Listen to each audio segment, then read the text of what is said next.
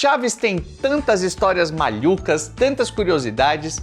De verdade, tem coisa que você nem acredita. Alguma vez eu lhe disse uma mentira que não faltasse a verdade? E você sabia que o elenco, no comecinho da década de 90, quase fez uma turnê pelo Brasil? Imagina ter visto toda aquela galera de pertinho, em cima do palco.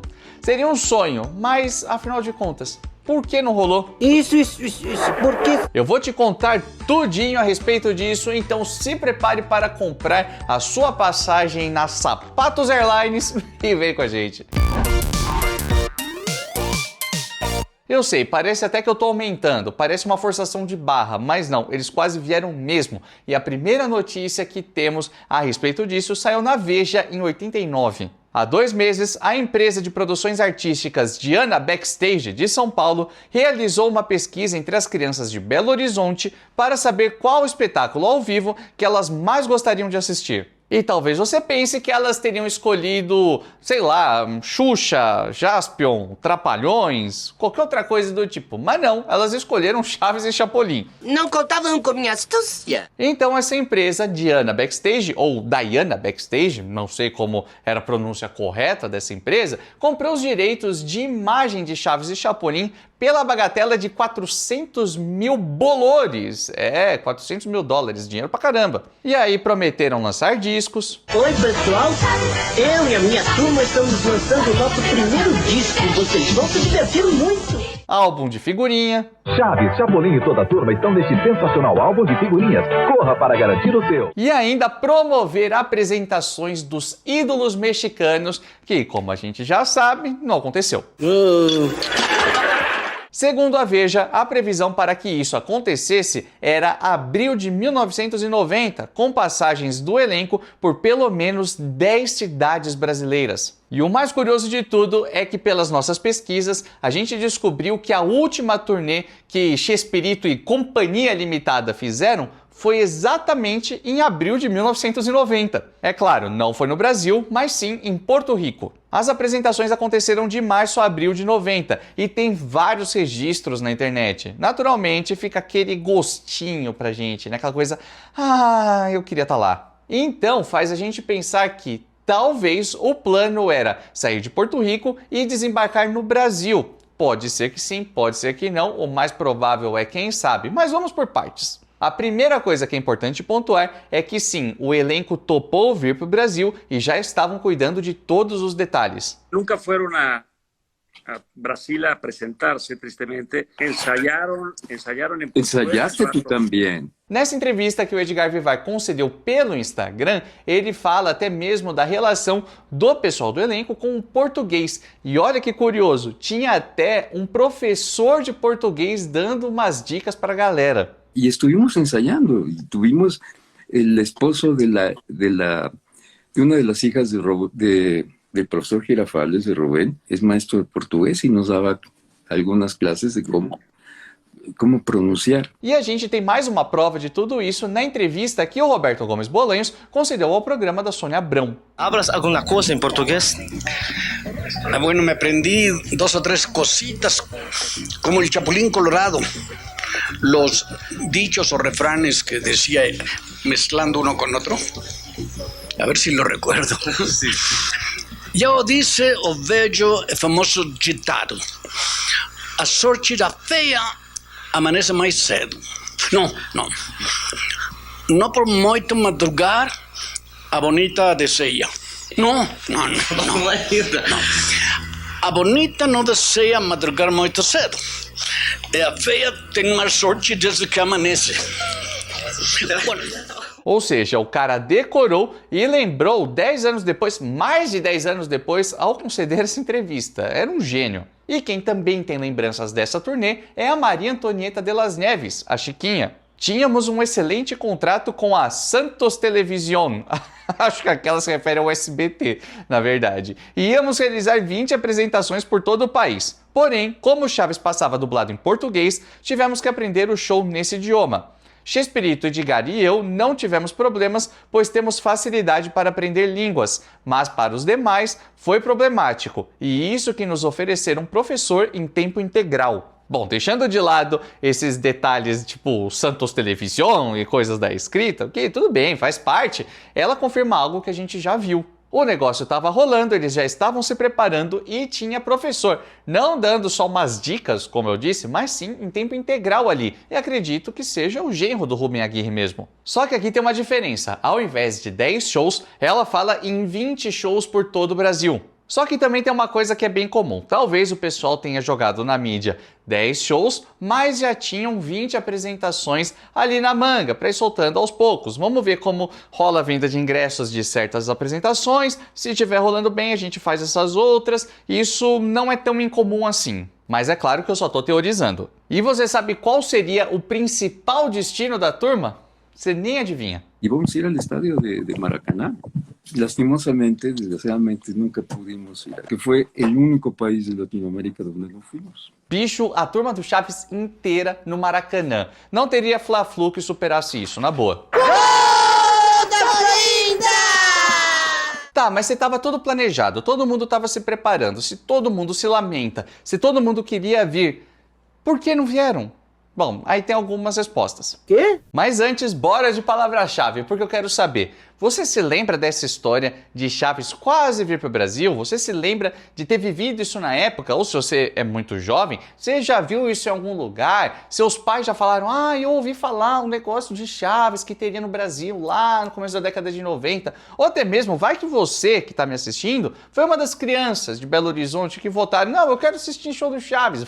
Vai que é improvável, né? Mas a gente tem que abrir essa margem aqui pra todo mundo comentar. Seria incrível, aliás, hein? Comenta aí que eu vou ler tudo. Certeza? Certezíssima.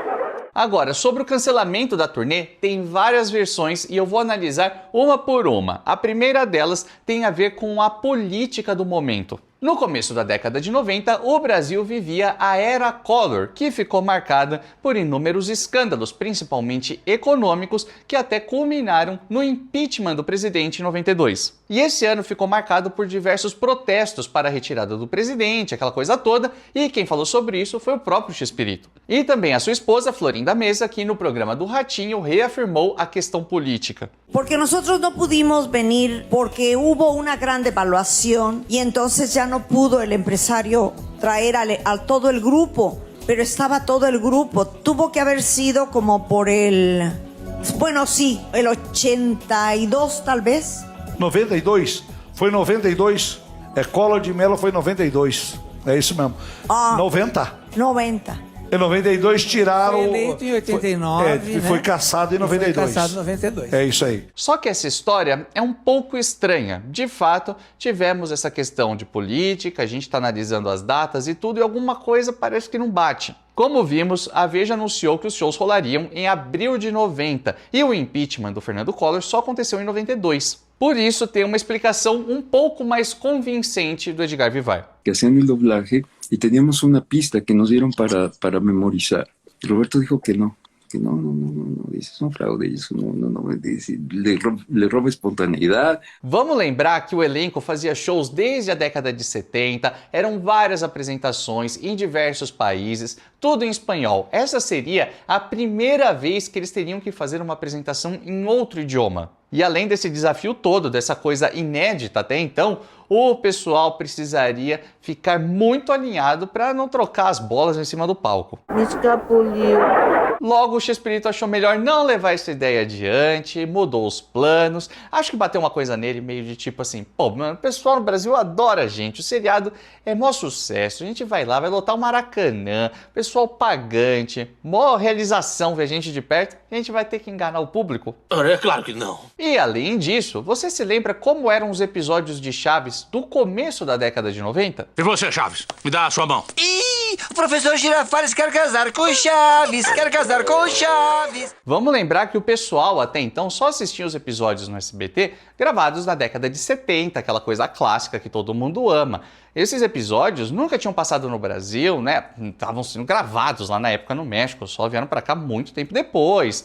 E não tinha internet com trocentas informações, não era fácil ir lá entrevistar a galera o tempo todo. Não era que nem hoje, né? Não tem YouTube, ou melhor, não tinha YouTube, não tinha Vila do Chaves. Eu nem era nascido para estar aqui apresentando tudo isso. Então a galera tinha na mente os atores e atrizes que viam nos episódios, aquela coisa da década de 70. Do nada apareceriam ali no palco os atores em 1990, já mais velhos, sem Kiko, sem Seu Madruga e possivelmente teriam um estranhamento também. E possivelmente isso pode ter contribuído. Isso aqui também é só especulação para o cancelamento. Mas é óbvio que a gente só está especulando e isso não quer dizer que os shows seriam ruins, muito pelo contrário, teria sido maravilhoso. Imagina a galera no Maracanã, passando pelas principais capitais do Brasil, o quanto isso teria sido marcante, sei lá, o elenco todo ali dando uma entrevista para o Jô, coisa do tipo, todos reunidos. Que maravilhoso que isso seria. É uma pena que isso tenha que ficar somente na imaginação. Ai, é que não somos nada. E a senhora menos. Mas beleza, cancelaram e tal. E o que fazer com o dinheiro? Eles já tinham recebido? Teriam que devolver? Bom, segundo o relato da Maria Antonieta, ela dá a entender que ficaram com adiantamento e também fornece mais uma versão para o cancelamento das apresentações. Finalmente, quando tudo estava pronto para apresentar El Show de Chaves e Chiquinha, sei lá, olha como escreveu Chiquinha, não entendi nada. E o show teria o nome da personagem em destaque, né? Bom, não sei, enfim. Falado em português, foi cancelado, porque naquela época os sequestros eram diários e a emissora de televisão não queria que corrêssemos o risco de sofrermos um ataque. Então ficamos no México sem conhecer o Brasil, mas com o que nos haviam adiantado pelas 20 apresentações. Em outras 3 ocasiões, com El Circo de La Chilindrina, também estive ao ponto de ir para o Brasil, mas de uma forma ou de outra, o contrato nunca foi fechado. Já o velho pançudo diz isso aqui. Finalmente quedó Roberto que nos iba a hacer. De su bolsilla, no nos dejó que devolviésemos el dinero que nos habían adelantado. Él, de su propio pecunio, le pagó al organizador y nos pagó a nosotros el adelanto. E quedou pendiente da gira Brasil. Mas e se eu te contar que até nisso a gente tem uma controvérsia? De novo? Tá, o Sr. Barriga diz que não, que todo mundo recebeu seu cachê, mas o empresário saiu recompensado. Já no relato do Chespirito, a coisa é um pouco diferente. Ele diz que os empresários teriam deixado uma grana de brinde para o elenco, o que é curioso e esquisito. Já o professor Girafales, Rubem Aguirre, levanta mais uma versão que até tem a ver com o suposto sumiço do empresário. E isso influenciou para o show não ter acontecido. Lembro que mandaram $90 mil de antecipação para fazer vários shows em cidades brasileiras, mas logo não se soube nada do empresário, foi perdido o contato. Horácio, que sim, é o Godines e quem cuidava das finanças do grupo, não se atrevia a repartir o dinheiro, pois aquele homem nunca deu falta. Passaram 2 anos antes que pudéssemos repartir, pois nunca soubemos onde nos apresentar para devolver. Esse foi um dos capítulos mais estranhos da história do programa. Bota estranho nisso, né? É bizarro imaginar toda essa situação, mas o fato é, a gente não consegue cravar uma versão correta, tem o que várias pessoas falam e tal. A única coisa que a gente sabe é que, infelizmente, os shows não aconteceram e teria sido maravilhoso ver isso no Brasil. Infelizmente, ficamos apenas na vontade. O empresário não teve maneira de apresentá-lo. Então, correu o boato de que o avião onde ia toda a vecindade do Chavo se havia caído, de que todos havíamos morto. E sabe o que é pior de tudo? Lembra de um boato de que o elenco de Chaves teria morrido num acidente de avião, que aconteceu uma tragédia, uma coisa toda assim? É lógico, tudo mentira. Tem relação com esses shows que nunca aconteceram no Brasil. Pois é, as coisas são interligadas e eu já expliquei num dos primeiros vídeos do Vila do Chaves. Vai lá dar risada de mim, todo tímido, todo envergonhado na frente da câmera, mas a história é boa, o roteiro é bom, a edição é boa, é lógico. Tem o padrão Vila do Chaves que você conhece, ama, que é chuchu beleza. E a gente se vê no próximo vídeo nessa mesma hora e nesse mesmo canal.